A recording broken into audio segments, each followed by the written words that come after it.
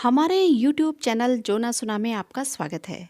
मैं वंदना वर्मा अपनी कहानियों में से आपके लिए एक कहानी लेकर आई हूँ। कहानी का नाम है विचार शून्य।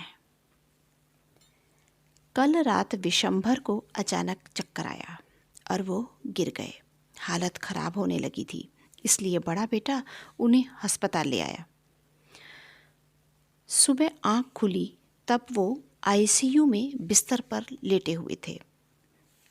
उन्हें पैरालिसिस हो चुका था।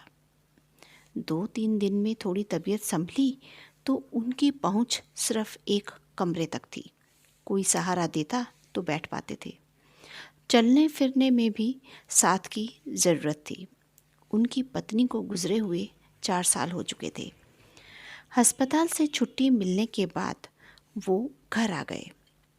एक दिन दवा लेने के बाद वो लेटे हुए थे कि उन्हें अपना गुजरा वक्त याद आया। वो विचारों में खो गए। जब उनकी शादी हुई थी, विशंभर को पत्नी अनुपमा की सपनों को मुट्ठी में बंद करने जैसी बातें बचकाने लगती। उस वक्त वो अपने बिजनेस के कामकाज में बहुत व्यस्त रहते थे। घर में समय न दे पाते थे। बिजनेस के साथ साथ दोस्तों की लिस्ट भी बड़ी होती गई। दोनों बेटे अपनी नौकरी और परिवार को वक्त देना ज़्यादा ज़रूरी समझते थे।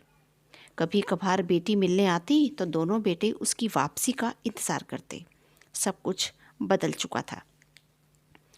उस वक्त अनुपमा के आंसू विशंभर की ईगो को बूस्ट करते और वो सोचता, ये औरतें आंसू लाकर पुरुषों को डराने की कोशिश करती हैं, पर मैं फंसूंगा नहीं। अब वो बातें और वक्त वापस नहीं आ सकता था। यह वो ठहराव था जिसमें वो अपने आप को अकेला महसूस कर रहे थे। जिंदगी जैसे ठहर सी गई थी। इस ठहराव का उन्होंने कभी सोचा तक न था।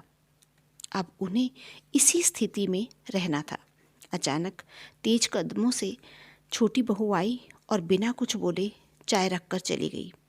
कुछ देर बाद उन्हें नींद आ गई और वो कुछ देर के लिए विचार शून्य हो गए।